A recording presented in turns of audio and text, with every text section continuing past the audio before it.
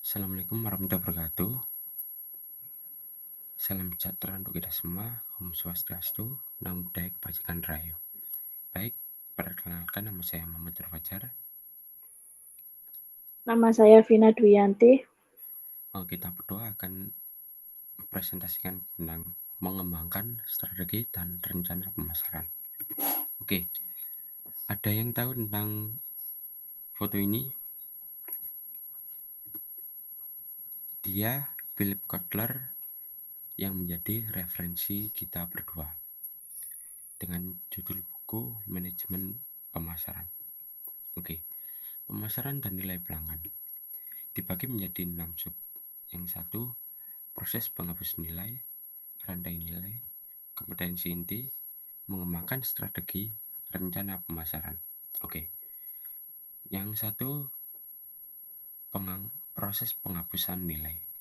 Perusahaan membuat sesuatu dan kemudian menjualnya dengan pemasaran berlangsung selama proses penjualan. 2. Rantai nilai. Alat yang digunakan untuk mengidentifikasi cara untuk menciptakan lebih banyak pelanggan. Kompetensi inti. Memiliki dan memelihara sumber daya dan kompetensi yang menjadi inti dari bisnis. Dengan cara kita melakukan verifikasi nasional atau internasional. Oke, mengembangkan strategi. Perusahaan-perusahaan ini berfokus pada pelanggan dan terorganisir untuk merespon kebutuhan yang berubah secara efektif. Yaitu perusahaan-perusahaan harus memiliki misi yang fleksibel, yang bisa berubah sesuai dengan kebutuhan zaman. Yang terakhir, rencana pemasaran. Mengarahkan dan mengordinasikan usaha pemasaran. Yaitu kita harus memiliki rencana-rencana yang matang untuk pemasaran dan mampu mengordinasikan keseluruhan dari rencana tersebut. Oke. Yang ini perencanaan strategis perusahaan dan divisi. Pertama, menentukan misi, mendirikan unit usaha, menetapkan sumber daya, menilai peluang. Yang pertama, menentukan misi. Misi harus dapat berubah untuk menanggapi peluang baru dan kondisi pasar. Jadi, misi harus dibuat secara fleksibel yang bisa berubah.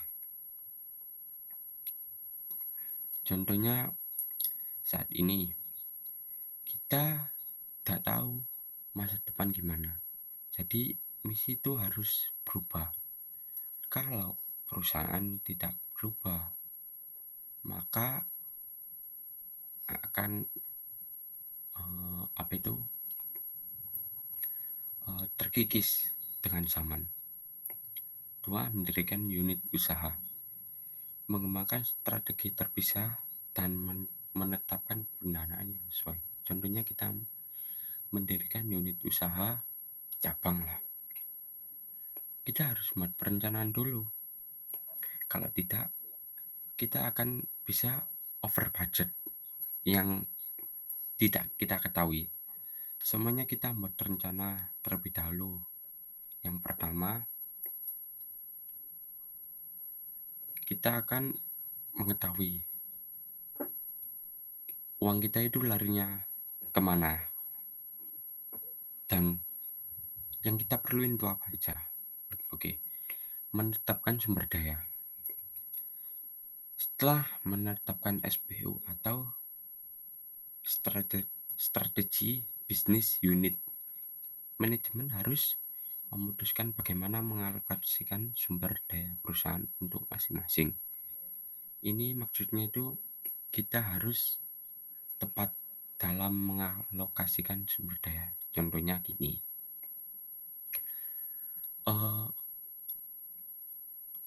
si A memiliki kompetensi dalam bidang marketing. Jadi kita harus mengalokasikan dia di marketing, jangan di bidang PSDM atau apa gitu. Jadi nanti tidak sinkron dan dia harus belajar lagi. Nanti imbasnya itu pekerjaannya tidak maksimal. Terakhir, kita menilai peluang. Dalam menilai peluang, kita harus merencanakan bisnis baru, perampingan, dan pengakhiran bisnis lama. Jadi menilai peluang ini, kita harus menilai peluang dari awal kita merencanakan bisnis. Bisnis ini peluangnya gimana? Ekspansinya di mana? Segmentasinya di mana? Metode yang digunakan gimana? Maksudnya metode yang digunakan itu strategi yang digunakan itu gimana? Gitu. Gini, menentukan misi perusahaan. Ini beberapa pertanyaan yang saya ambil dari Peter Drucker sebelum menentukan misi. Yang pertama, apa bisnis kita? Siapa pelanggannya? Apa yang berharga bagi pelanggan? Yang pertama, apa bisnis kita? Maksudnya apa bisnis kita itu kita harus mengetahui deskripsi dari bisnis kita. Terus seluk-beluk dari bisnis kita. Yang pertama, jangan bisnis kita lah. Apa pengertian dari bisnis? Terus secara terus-menerus kita mencari apa bisnis yang cocok buat kita. Gitu. Setelah kita mengetahui bisnis kita itu apa, kita harus mengetahui siapa pelanggannya, segmentasinya kemana, itu penting. Soalnya tanpa kita mengetahui, kita akan bisa rugi gitu, karena kita tidak tepat sasaran dalam membidik segmentasi. Yang terakhir, apa yang berharga bagi pelanggan? Benefit apa yang kita tawarkan kepada pelanggan? Contohnya gini, kamu menggunakan jasa travel A sama jasa travel B, pasti kan benefitnya beda. Nah, benefit yang sangat berpengaruh dan paling banyak pasti akan diambil oleh pelanggan. Gitu. Karakteristik SBU, Unit Business Strategy. Yang A, bisnis tunggal. B, set pesaing sendiri. C, manajer yang bertanggung jawab. Maksudnya bisnis tunggal itu apa? Kita harus expand ke satu bisnis saja, jangan dua bisnis. Mengapa demikian? Agar fokus kita itu di salah satu aja. Kedua, set pesaing sendiri. Set pesaing sendiri itu gini, kita harus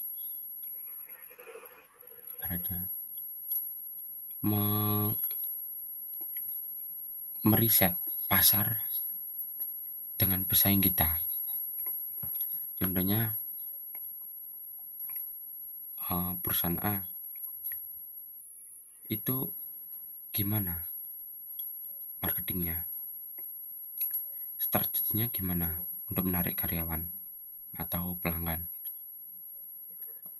Terus manajer yang bertanggung jawab.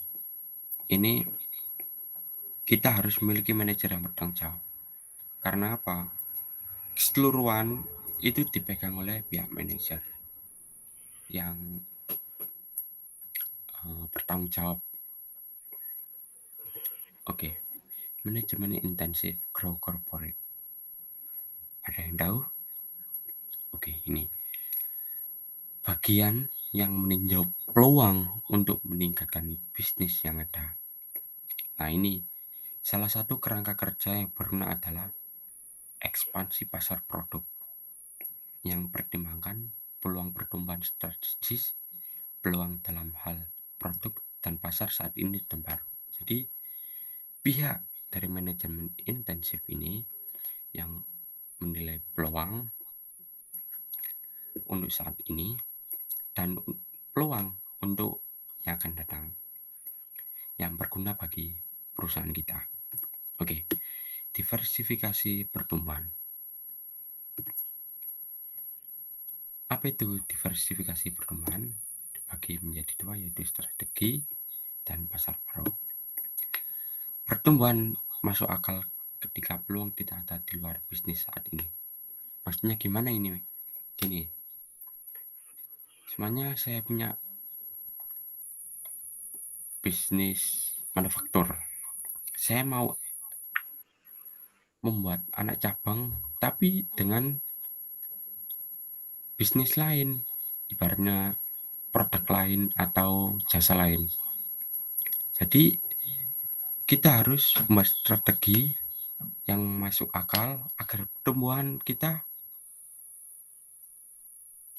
apa itu juga masuk akal. Maksudnya strategi masuk akal itu strategi yang cocok buat bisnis yang akan diekspan ini.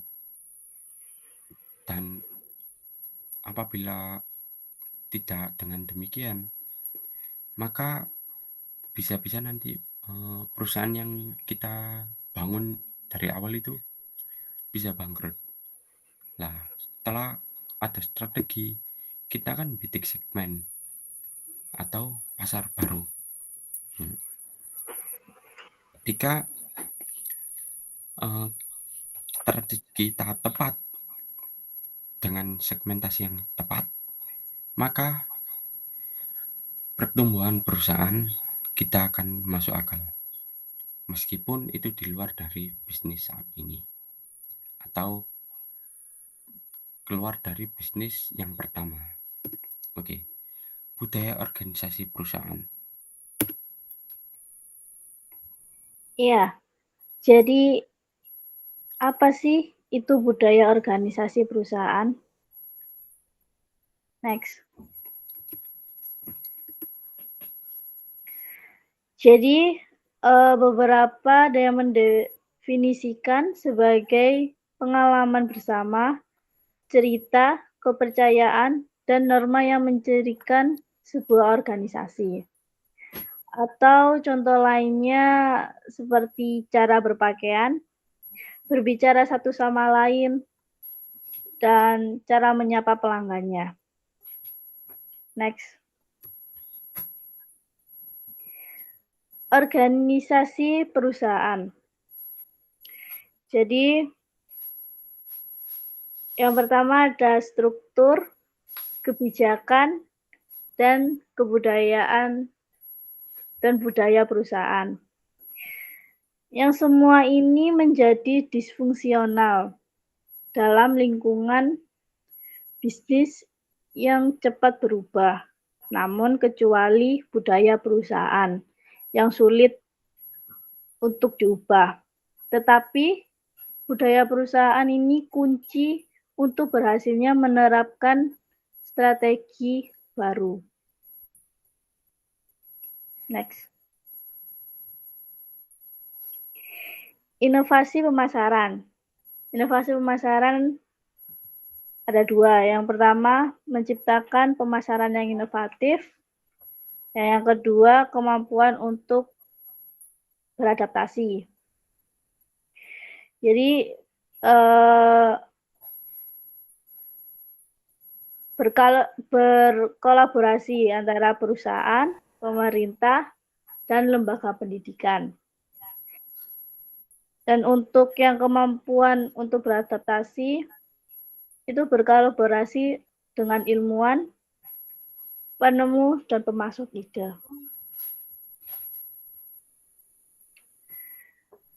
Nah, jadi ini beberapa manfaat melihat peluang pemasaran. Jadi pemasaran itu harus pintar-pintar untuk melihat peluang. Yang pertama, sebuah perusahaan dapat memperoleh keuntungan dari mengkonversi tren industri. Atau yang sering kita lihat itu seperti thrifting, dengan menjual pakaian bekas, pakaian udah pernah dipakai, saya dijual kembali dan menghasilkan keuntungan. Yang kedua, sebuah perusahaan mungkin membuat proses pembelian lebih mudah atau efisien. Seperti kita membayar menggunakan kartu debit atau kredit. Jadi kita tidak perlu membayar pakai uang tunai atau bahkan kita menunggu kembalian. Itu kan menyita waktu ya. Yang ketiga, sebuah perusahaan dapat memenuhi kebutuhan akan informasi secara lebih lanjut. Yang keempat, sebuah perusahaan dapat menyesuaikan produk atau jasa. Jadi kita menyesuaikan produk atau jasa itu sesuai konsumen, permintaan konsumen. Selanjutnya, sebuah perusahaan dapat memberikan kemampuan baru yang sudah jelas untuk harus berinovasi. Selanjutnya, sebuah perusahaan mungkin dapat memberikan produk atau jasa yang lebih cepat. Contohnya aja pengiriman. Yang pengiriman JNT yang lebih cepat daripada antar aja. Dan yang terakhir, sebuah perusahaan mungkin dapat menawarkan produk dengan harga yang jauh lebih murah. Kita ambil contoh dari perusahaan farmasi. Dia menjual obat generik dengan harga yang lebih murah. Next.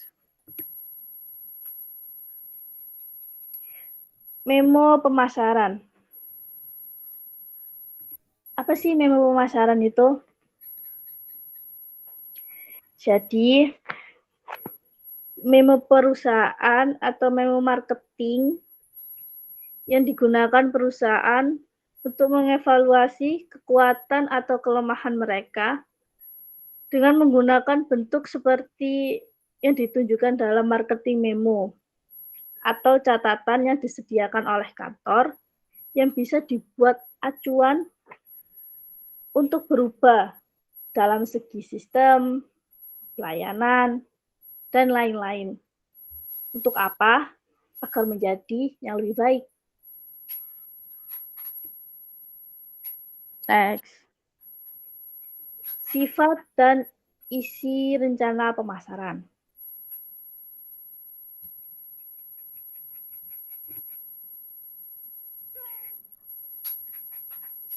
Jadi, seorang manajer pemasaran akan membuat rencana pemasaran untuk yang pertama, produk individu, yang kedua, merek, dan yang terakhir, kelompok pelanggan. Rencana pemasaran itu sendiri adalah salah satu output yang terpenting dari proses pemasaran.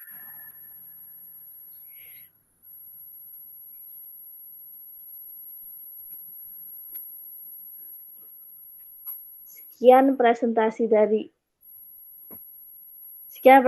dari kelompok kami.